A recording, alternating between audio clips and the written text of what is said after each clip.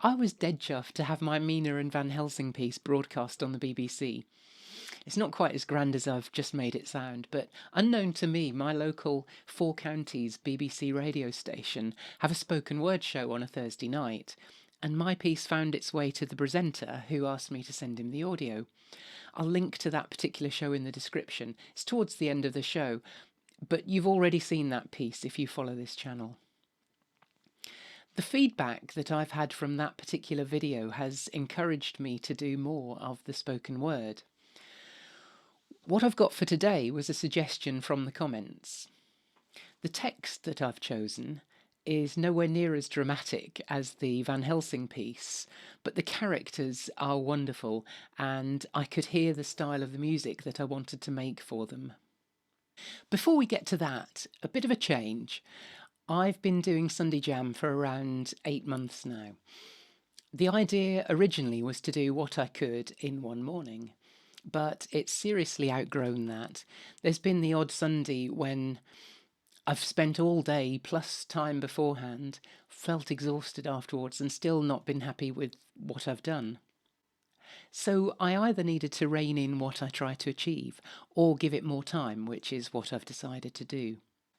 The second change is that I'd like to talk a bit more about the journey from the blank sheet of paper. I personally couldn't live stream. I don't know how people work while other people are watching and respond to chat and so on. So what I've done this week, experimentally, is to keep a video log as I've gone along and then edited those entries down. Does that work? Do you want to know more about the process? Should I put those on a second channel? Let me know, please. If you're not interested in that process or watching 10 minutes of diary entries and just want to hear the piece, or you want to hear the piece first and then skip back, then I'll make chapters so that you can skip around. It's late Thursday night. Actually, according to the clock, it's early Friday morning, but it's late Thursday night. Last night, Wednesday night, I felt inspired to start work on this, following a suggestion in the comments from the Gormenghast video. The suggestion was the madness of Lady Clarice and Lady Cora, which appeals to me greatly. I've been back to the book, and I'm not sure I would say madness is what defines them, at least not early on, before Steerpike gets to them. Vacant would be a good word. Mervyn Peake, the author, says that if they had a single thought between them, it would cause some kind of hemorrhage. So there's not much going on between the ears. I think what defines them at that point is bitterness, jealousy. Their brother is the current Earl, and power travels down the male line. So as he's just had a son, they're left out in the cold, and they're feeling jealous of Gertrude, his wife. He married somebody not of royal blood, so they feel that she has power that they should have. So I'll probably look at the mode that I'm using here and perhaps choose something a little bit darker. But for now, I'd like this to be a duet. I'm not sure if I'll flesh this out at all, or just leave it as a fairly pure sort of two-instrument duet. I wanted it to be an unlikely pairing of instruments. I've gone with the trumpet, and this is a continuation of the fanfare, shoehorned into an odd time signature. This wants to be. The twins are gangly and awkward. This wants to be an odd time signature, and I found after playing this for a bit that this sits nicely. Not nicely. It sits in a 17/8 time signature. I like this very much. I've paired the trumpet with a bassoon, And this is how the pairs sound right now.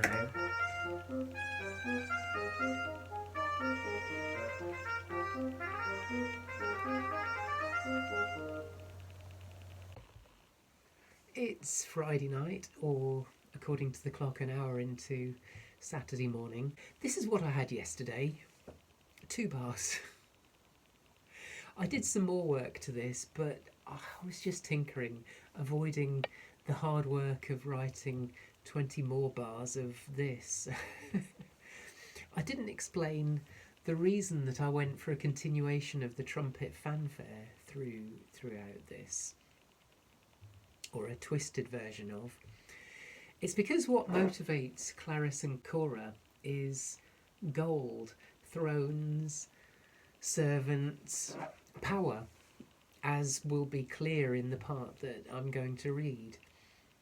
It's a very childlike view of what it means to be a queen.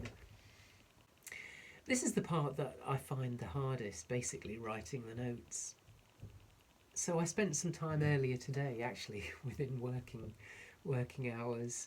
My brain seems to be at its best earlier in the day rather than later, like now. I knuckled down and wrote lots more of this trumpet part. As you can see, I've moved out of the notated score and into Logic Pro. I find with real notes, it's easier for me to see what's going on because that's what I grew up with. But in Logic, this allows me to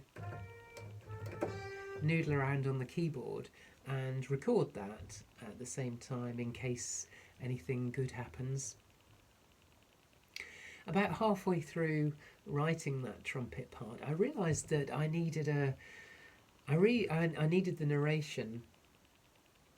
So I made a first rough recording of the words. To have. Yes, yes, said the other, like a continuation of her sister's voice in an... I needed to check that the music was complementing the words at any given point, or at least not conflicting. I hadn't thought about this before, but I wouldn't want to go to the lengths of making, every note in the music link up with the words, but it might be nice to try and sync significant words in the text with stings or whatever in the music. The other nice thing about doing this practice narration is that at this point I can hear what it all sounds like together and decide whether I want to add more instruments into the mix. At the moment I'm thinking not. I like the way these 2 instruments sound together. Maybe just some additional sound effects or whatever. I've just played the trumpet part. While working on this, I tried to bear in mind that I might play it for real. But there's a lot of it, and some of it's a bit tricky. And will be covered by speech anyway, so what I decided to do was to record the parts where I won't be speaking and leave the computer to play the rest. Brass played by machine has never been fantastic, but the trumpet here in Logic is not too bad. Sadly, I don't own a real bassoon, so playing this part for real is out of the question. While writing the trumpet part, I simply looped this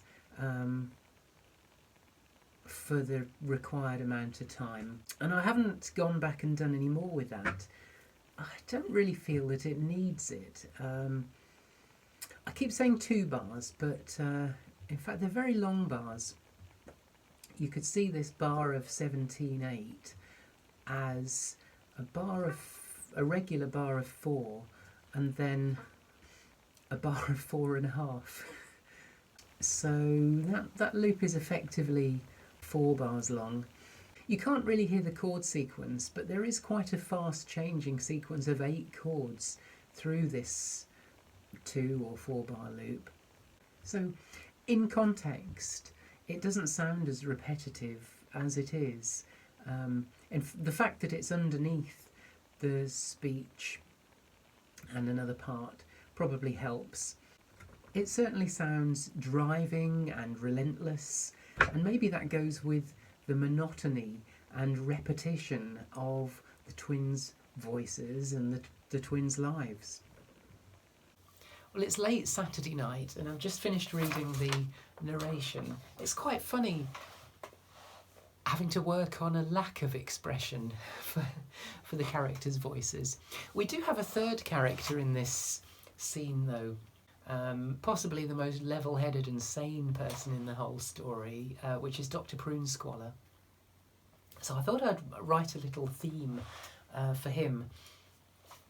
He seems like a cello to me.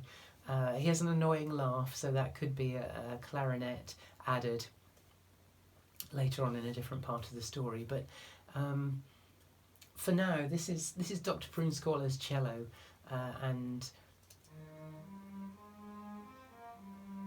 his Dr. Prunesqualler, which you'll hear a couple of times.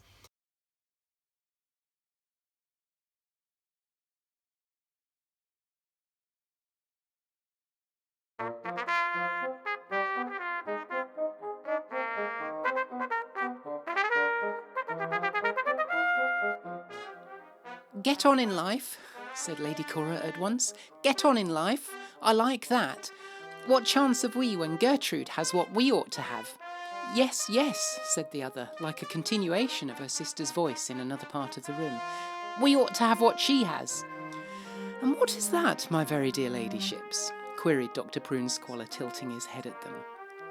"Power," they replied blankly, and both together, as though they had rehearsed the scene. The utter tonelessness of their voices contrasted so incongruously with the gist of the subject that even Dr. Prunesqualler was for a moment taken aback, and loosened his stiff white collar around his throat with his forefinger.